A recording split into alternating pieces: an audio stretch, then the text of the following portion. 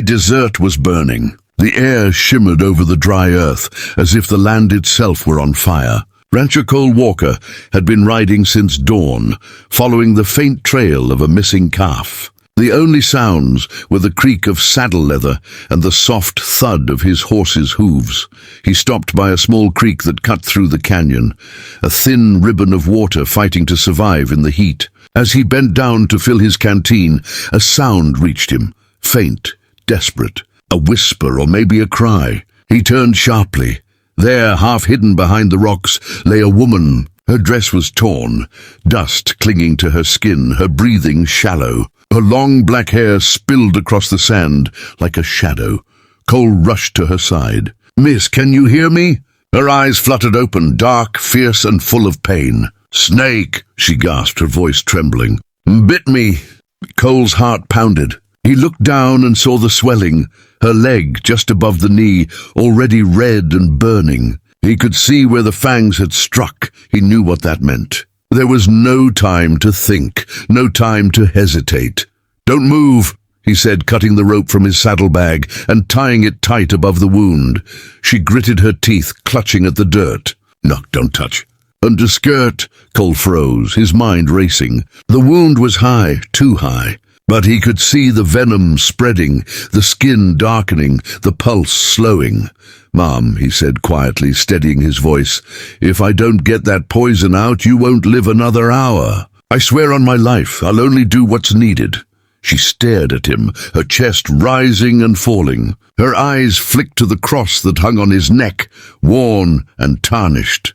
After a long pause, she nodded. The air was still. Even the wind seemed to hold its breath. Cole pulled his hat low, knelt beside her, and did what he had in night after the rescue was long and restless. Cole kept the fire alive through the dark hours, listening to the crackle of the flames and the shallow sound of Nokoma's breathing. Every time she stirred, he was there, checking the bandage, cooling her skin, whispering words she probably couldn't understand. When the sun finally broke through the canyon, she opened her eyes again. For a moment she looked lost. Then she saw him. "You stayed," she murmured. "Didn't seem right to leave," Cole said softly, adding another log to the fire. "You had fever all night." She shifted weakly, the blanket sliding off her shoulders. "You should have left me for the spirits. My people do not owe the white man life." Cole met her gaze, his blue eyes calm and steady. "I didn't do it for a debt," he said. "I did it because a woman was dying and I could help." She turned her head, staring at the canyon wall, red rock glowing under the morning light. "Among my people," she said quietly, "a man who draws death from a woman's body, his spirit becomes bound to hers." Cole frowned. "Bound?" Her lips curved faintly, but there was no humor in her smile. "It means you touched my death and took it into yourself. You saved my life, but now it belongs to you." He let out a slow breath, looking into the flames. "I don't much believe in spirits," he said, "but I believe in doing what's right." For a while neither spoke. The fire popped softly between them. Cole stood, walked to his horse and brought back his canteen. "Drink," he said, offering it to her. She hesitated, then took it, her fingers brushing his hand. The moment lingered longer than either of them meant it to. The ride to safety. By noon the heat was rising. Cole packed his gear, lifted Nokoma gently onto his horse, and mounted behind her. "Easy now," he said, wrapping one arm around her to steady her. She didn't resist, but her voice was quiet. "My people will not forgive this." "They can take it up with me," he said firmly. "You're not dying in this canyon." The ride was slow, the desert endless. Dust rose from the horses' hooves as they moved through the silent land, across dry creek beds, over rocky hills, past clusters of cactus blooming in pale yellow. Every so often Cole glanced down at her, watching the sweat bead on her forehead. "You're strong," he said quietly. "Most wouldn't have lasted through the night." She didn't answer, only whispered something in Apache that he didn't understand. A prayer, maybe, or a curse. When they finally reached the ranch, Cole lifted her down and carried her inside. The small cabin was simple. A bed, a table, a few books, a rifle by the door. He laid her down gently, covering her with a clean blanket. "You're safe here," he said. Nakoma looked around, her eyes darting from the walls to the window. "This is your home?"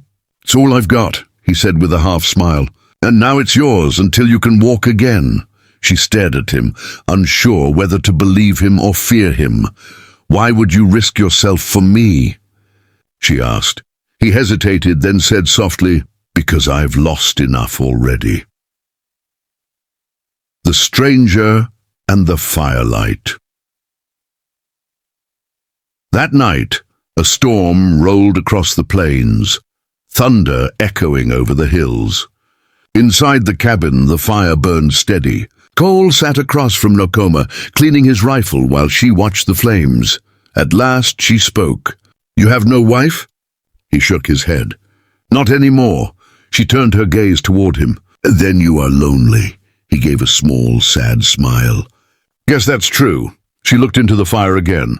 "In my tribe, no one lives alone. The spirit is weak when it has no one to fight for." Her words struck him deeper than he expected. "Maybe that's why I saved you," he said quietly. "Maybe I needed someone to fight for."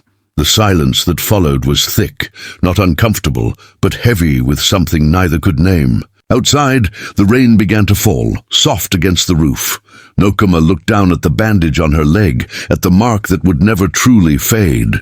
Then she looked up at him and said, "You are part of me now, Cole Walker. Whether you believe in spirits or not, the desert remembers." Cole met her eyes and whispered, "Then I guess we'll have to face the desert together." Outside, lightning flashed across the plains, a promise, or a warning, because neither of them knew it yet. But Nakoma's people were already on their way. The dawn came soft and golden over the valley, painting the land in pale light. Nakoma opened her eyes slowly, the scent of smoke and pine filling her lungs. She was lying in a warm bed inside a small cabin, his cabin. For a moment she didn't move. The sound of boots on the porch, the creak of floorboards, told her where she was. Then the door opened and Cole Walker stepped in, a tray in his hands. "You're awake," he said quietly, relief hidden in his voice. "You've been out near 2 days. Fever had you bad." Nakoma tried to sit, wincing. "You kept me here?" "Didn't have a choice," he said simply. "You'd have died in the canyon." She stared at him, her dark eyes uncertain. "And now, you keep me prisoner?" Cole set the tray down, water, a bit of cornbread and dried meat. "You're free to go when you can walk," he said. "But your leg ain't ready. Not yet." She looked at the food but didn't touch it. "If my people find me here." He nodded slowly. "I figured they might.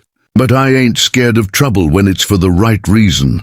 Outside, the wind rustled the dry grass. For a while they sat in silence, 2 worlds sharing one room. Cole glanced at her leg. The swelling had gone down, but the mark was still there, a dark bruise across her skin. "You did it," she whispered almost to herself. "You drew the death away." He smiled faintly. "I've seen death plenty of times. It don't scare me much anymore." Nakoma studied him for a long moment, her voice trembling as she said, "You should fear it now, Cole Walker. When you saved me, our spirits became one. My people will not see it kindly." He frowned. "What are you saying?" "You touched the wound of life and death," she said softly. "Among my tribe, that binds 2 souls, not by choice, but by fate. To them, I am your woman now. To you, you are part of us." Before Cole could reply, a sharp whistle echoed from outside, 3 short bursts. He moved fast, grabbing his rifle. "Riders," he muttered. Through the window he saw them, 6 Apache men on horseback, moving with purpose. Nakoma's heart leapt. "My people. They don't look friendly," Cole said under his breath. The reckoning. Within minutes the men dismounted.